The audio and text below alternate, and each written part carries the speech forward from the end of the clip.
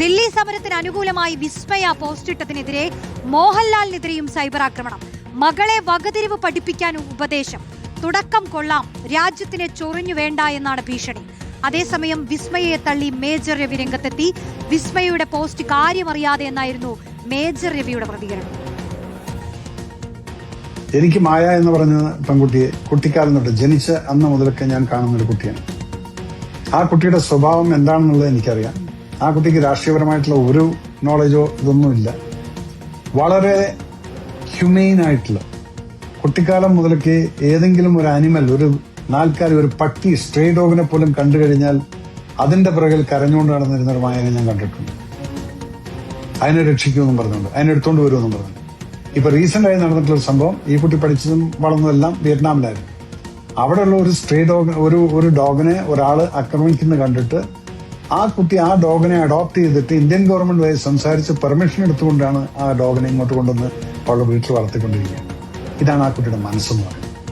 ആ കുട്ടി കണ്ടതാണ് ഒരു ബ്ലോക്കിനകത്ത് ഒരു കുട്ടീനെ അടിക്കുന്നതും അതിന്റെ പേരിലൊരു പോസ്റ്റ് ഇട്ടു. നിങ്ങൾ അതിനെ അങ്ങ് ഫുള്ള് കാക്രോച്ച് പാർട്ടിക്കുള്ള സപ്പോർട്ടായിട്ട് പറഞ്ഞുകൊണ്ട് ഇപ്പം പലരും എനിക്കും ഉണ്ട്, നിങ്ങളുടെ ആളല്ലേ എന്നെല്ലാം പറഞ്ഞുണ്ട്. ഞാൻ അറിയുന്ന മായ എന്ന് പറയുന്ന കുട്ടിക്ക് ഇതിനകത്ത് യാതൊരു വിധത്തിലുള്ള സംഭവം, ഞാനിപ്പോ ഈ പറഞ്ഞ കാര്യങ്ങളൊന്നും അറിയില്ല.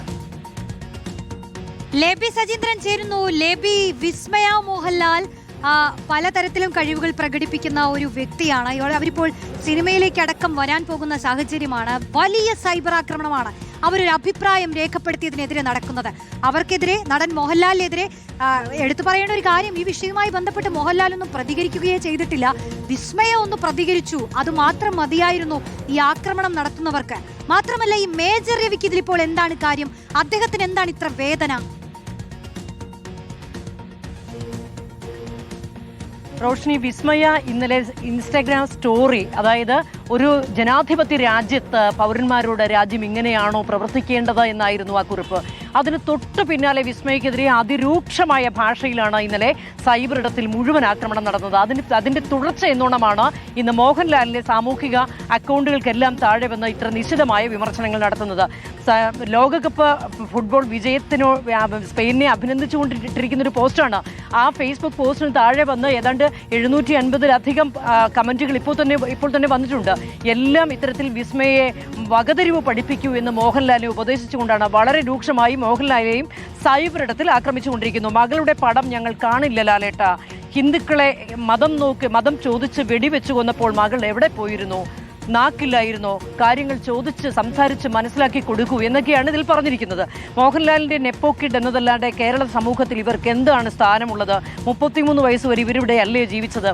ഒന്ന് ഓർക്കുക, റോഷൻ നേരത്തെ സൂചിപ്പിച്ചതുപോലെ വിസ്മയ എന്ന 33 വയസ്സുള്ള ഒരു യുവതിയുടെ ഐഡന്റിറ്റിയെ മൊത്തം, അത് ഏത് പ്രായം എന്നുള്ളതല്ല, കൃത്യമായ പ്രായം എനിക്കറിയുകയുമില്ല, ഏതായാലും വിസ്മയയുടെ ഒരു ഐഡന്റിറ്റിയെ മുഴുവൻ ചോദ്യം ചെയ്തുകൊണ്ടുള്ള സൈബർ ആക്രമണമാണ് നടന്നുകൊണ്ടിരിക്കുന്നത്. അത് മാത്രമല്ല, മേജർ രവിയുടെ പറഞ്ഞത് ശ്രദ്ധിക്കുക, വിസ്മയയ്ക്ക് രാഷ്ട്രീയ ബോധ്യങ്ങളില്ല എന്നുള്ള രീതിയിൽ അതിൽ ഒരു വളരെ ആക്ഷേപിച്ചിരിക്കുകയാണ്. കാര്യം, വിസ്മയ ഈ ഒരു വളരെ ഹ്യൂമൈനായ ഒരു കുട്ടിയാണ്.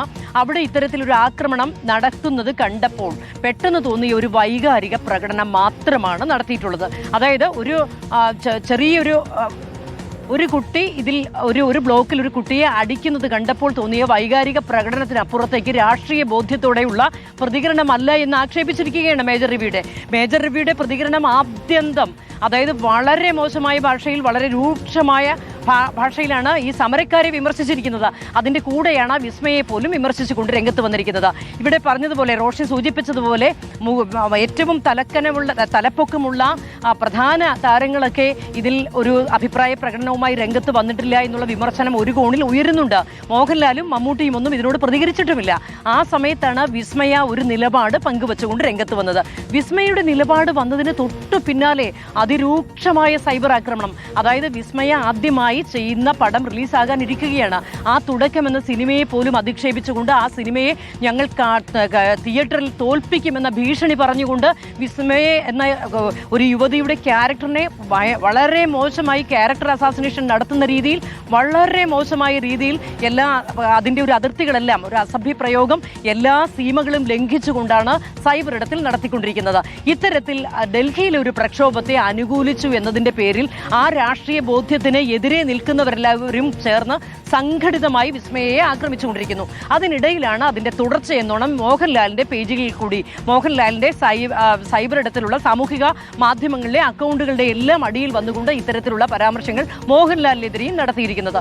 ഏതായാലും വളരെ മോശമായ ഒരു അവസ്ഥയിലേക്കാണ് ഏതെങ്കിലും രീതിയിൽ ഇതിനോട് പ്രതികരിക്കുന്ന.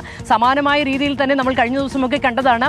ടൊവിനോയ്ക്കും കുഞ്ചാക്കോ ബോബനും എതിരെ എല്ലാം ഇത്തരത്തിലുള്ള ഒരു സൈബർ ആക്രമണം നടന്നിരുന്നു. ഏതെങ്കിലും വിഷയത്തിൽ, ഒരു സാമൂഹിക വിഷയത്തിൽ നിലപാട് പറഞ്ഞിട്ടുണ്ടെങ്കിൽ, അത് ഹിതകരമല്ലാത്ത നിലപാടാണെങ്കിൽ ആ രാഷ്ട്രീയ എതിർചേരിയിൽ നിൽക്കുന്നവർ അങ്ങ് സംഘടിതമായി ആക്രമിച്ചങ്ങ് തോൽപ്പിക്കാമെന്ന് കരുതുകയാണ്, ആക്രമിച്ച വായടപ്പിക്കാമെന്ന് കരുതുകയാണ്. അതിന്റെ തെളിവ് തന്നെയാണ് വിസ്മയക്കെതിരെ ഇപ്പോൾ സംഘടിതമായി നടത്തുന്ന ഈ സൈബർ ആക്രമണം. റോഷ്നി, ശരി, ലേബി സജീന്ദ്രനാണ് കൂടുതൽ വിവരങ്ങൾ നൽകിയത്. ഈ രാജ്യത്തെ മുഴുവൻ വിദ്യാർത്ഥികൾക്കും വേണ്ടി, ഇവിടുത്തെ വിദ്യാഭ്യാസ സമ്പ്രദായത്തിനു വേണ്ടി നടക്കുന്ന ഒരു സമരമാണ്. അതിനാണ് ഇത്ര വലിയ പിന്തുണ ലഭിച്ചുകൊണ്ടിരിക്കുന്നത്. അതിപ്പോൾ നീറ്റ് UG പരീക്ഷാ ക്രമക്കേടുകൾ ഏറ്റവും കൂടുതലായി ഉയർത്തിക്കാട്ടുന്നുണ്ടെങ്കിലും ഇവിടെ വിദ്യാർത്ഥികൾക്ക് പഠിക്കണം, അവർക്ക് സുതാര്യമായ രീതിയിൽ ഈ വിദ്യാഭ്യാസ സമ്പ്രദായത്തിനകത്ത് നിന്നുകൊണ്ട് പരീക്ഷ എഴുതണം, അതിന്റെ റിസൾട്ട് വരണം, അതിനനുസരിച്ച് അവർക്ക് അടുത്ത ഘട്ടത്തിലേക്ക് കടക്കണം എന്നുള്ളതൊക്കെ ആവശ്യപ്പെട്ടുകൊണ്ടുള്ള വളരെ പ്രധാനപ്പെട്ട ഒരു സമരമാണ് നടക്കുന്നത്. അതിന് ഒരുപാട് പേർ പിന്തുണയർപ്പിക്കുമ്പോഴും ഇപ്പോഴും മൗനം പാലിക്കുന്നവരുണ്ട്. അപ്പോൾ ചിലരാണെങ്കിൽ 2 വാക്ക് പറഞ്ഞ് രംഗത്തെത്തുന്നവരെ ആക്രമിക്കാൻ തുനിയുന്നവരാണ് ചില കൂട്ടം.